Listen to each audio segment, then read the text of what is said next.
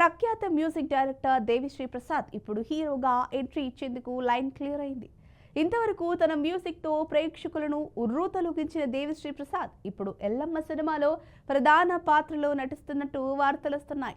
ఈ చిత్రాన్ని బలగం సినిమాతో దర్శకుడిగా మంచి పేరు తెచ్చుకున్న వేణు తెరకెక్కించనున్నాడు. బలగం సినిమా ఎంత భారీ హిట్ సాధించిందనేది ప్రత్యేకంగా చెప్పాల్సిన అవసరం లేదు. ఇప్పుడు అదే ఉత్సాహంతో తెలంగాణ నేపథ్యానికి సంబంధించిన కథతో ఎల్లమ్మ అనే సినిమాని దర్శకుడు వేణు ప్రేక్షకుల ముందుకు తీసుకురాబోతున్నాడు. ఇక ఎల్లమ్మ సినిమాకు మొదట న్యాచురల్ స్టార్ నాని హీరో అనుకున్నారు. కానీ ఆ తర్వాత నితిన్కి అవకాశం దక్కినప్పటికీ నితిన్ కూడా ఈ ప్రాజెక్ట్ నుంచి తప్పుకున్నాడు. తర్వాత బెల్లంకొండ సాయి శ్రీనివాస్ పేరు వినిపించినప్పటికీ అతను ఆ పాత్రను స్వీకరించలేదు. ఇంతలో ఓ పెద్ద సర్ప్రైజ్గా దేవిశ్రీ ప్రసాద్ పేరు హీరోగా ఖరారైందని వార్తలు వస్తున్నాయి. ఇందులో ఎంత నిజముంది అనే దానిపై క్లారిటీ అయితే లేదు.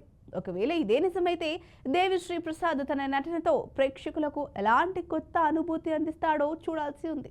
ఇక ఈ సినిమాలో డిఎస్పీ పక్కన కీర్తి సురేష్ నటిస్తున్నట్లు కూడా పుకార్లు షికార్లు చేశాయి. దేవిశ్రీ లాంటి డెబ్యూ హీరో పక్కన కీర్తి సురేష్ నటించడానికి ఎలా ఒప్పుకుందా అని అందరూ గుసగుసలాడుకుంటున్నారు. తాజాగా ఆ ప్రశ్నకు కీర్తి సమాధానం చెప్పుకొచ్చేసింది. ఎల్లమ్మలో మీరు నటిస్తున్నారా అని అడిగితే ఆమె నటించడం లేదని క్లారిటీ ఇచ్చేసింది.